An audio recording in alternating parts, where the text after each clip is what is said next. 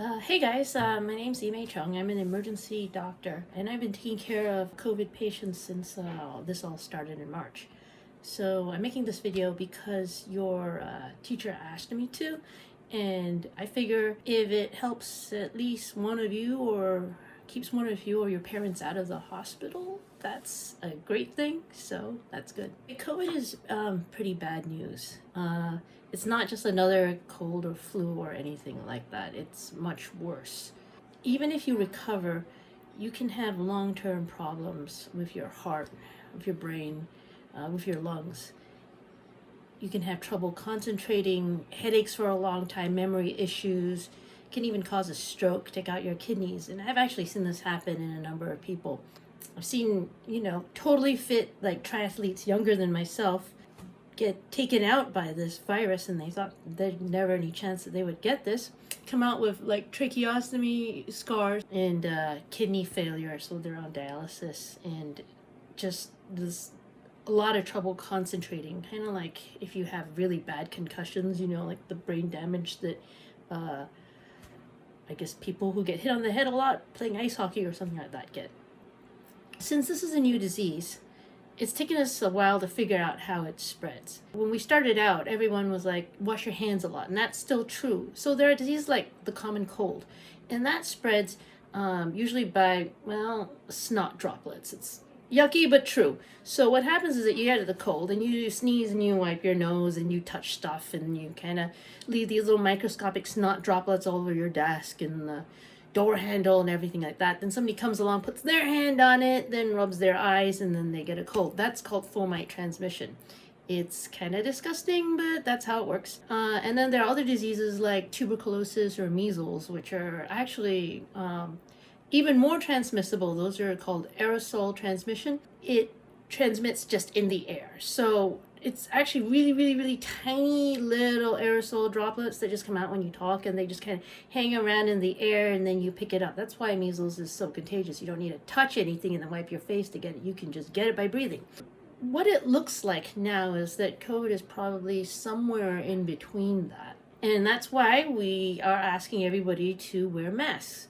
Now, masks are a problem because they're hot, they're uncomfortable, you fog up your glasses, hurt your ears. Trust me, I know this. I wear them all day, every day I'm at work for like 9 to 12 hours straight. And I wear like N95s for hours on end. It's pretty uncomfortable, but you get used to it. And I would feel really bad if I got sick and became permanently disabled or died, or even worse if I brought it home to my family. So I wear it all the time. I also don't want to transmit anything to my patients. You see, COVID can be transmitted when you don't have symptoms or when you have really mild symptoms. And, that's why we had those incidents like the people who went to sing at the choir. They obviously wouldn't have gone sung at a choir or whatever if they were feeling sick, and you kind of blast all that virus out. Some people have been saying stuff like, oh, why should I wear a mask? The virus particle is so tiny, it would go straight through the mask. What they've forgotten is that the virus actually travels on these little snot droplets, right? It's droplets, it's still snot droplets, right? But the virion itself, the virus particle, may be small enough to pass through the mask, but it doesn't travel on its own. It's like sort of floating in this little snot droplet, which is a lot bigger.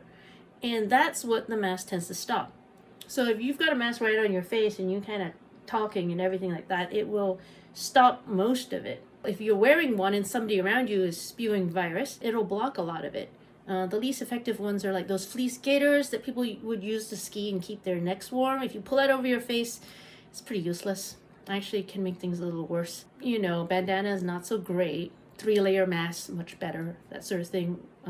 Wash your mask after you use it to avoid getting a snot pimple. A lot of people aren't wearing masks, and I guess there are a lot of different reasons for it. In East Asia, it's pretty common. Everybody wears a mask, you wear a mask.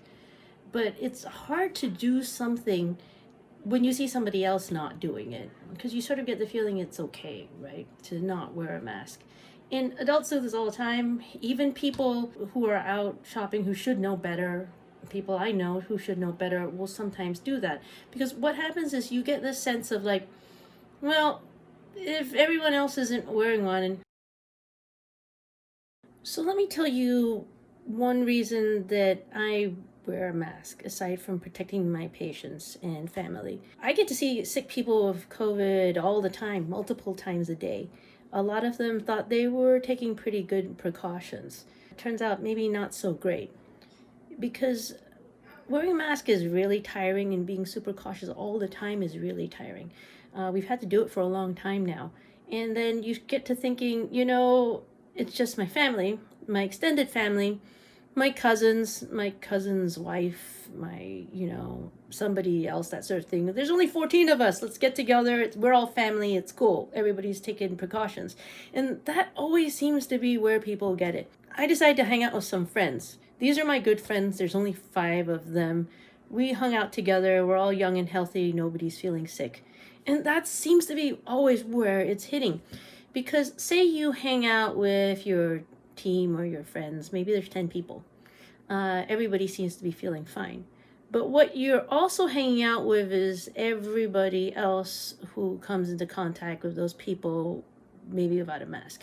So it could be the 10 people plus their families, and maybe everybody in their family. Maybe their dad is hanging out without a mask at his work because it's only him and his 4 or 5 people at that work site or whatever, and they always see each other, so that's fine. And then it's somebody else who had a family gathering and they got together, or it's somebody else who really missed their friends and had a get together, pool party, whatever. Or somebody else had someone else in their backyard. Maybe a cousin was visiting and then they decided to eat lunch together in their backyard with their masks off. So you can see it just kind of goes on and on. So if you hang out with 5 people, you're hanging out with those 5 people's families and anybody they also hung out with in case of transmission. So it just keeps going. So that's why the virus keeps spreading, even though we think we're being fairly cautious and just hanging out with our own group. If it's a big group of people and you're with a whole bunch of people you don't know in an indoor building, that's actually a lot worse, because you're hanging out with them and everybody else they could have hung out with. And sooner or later, you're going to have somebody who has COVID, and then it spreads. And maybe you gave it to somebody else who's got an old grandmother, or somebody who has cancer. Or you're just that unlucky person who was in perfectly good shape, who then ends up intubated in a hospital. And I have seen really healthy people end up on supplemental oxygen, coughing, saying that they've never had a headache this bad, and throwing up, having diarrhea, all of that. Just wondering, how could this be? I thought it was just going to be a cold or a flu. I'm a healthy person, and they're like 20 years old and they're like gasping for air. It's not fun to see. You see that enough, you start getting pretty cautious. I'm going to show you some stuff that I hope you never actually see, because there's a no visitors policy. So if you do see it, you're probably sick and alone and pretty uncomfortable. This is the COVID tent. Okay, so if you get COVID and you can't breathe, we will assist your breathing with one of these bags down here. You have that. And then open up your mouth by sticking one of these guys down in it. And then we shove this down your throat, all the way down to your lungs. This part sticks out of your mouth and the rest kind of goes all the way in. When you actually have COVID and we need to intubate you, we actually need to put all of this getup on, and it's really hot.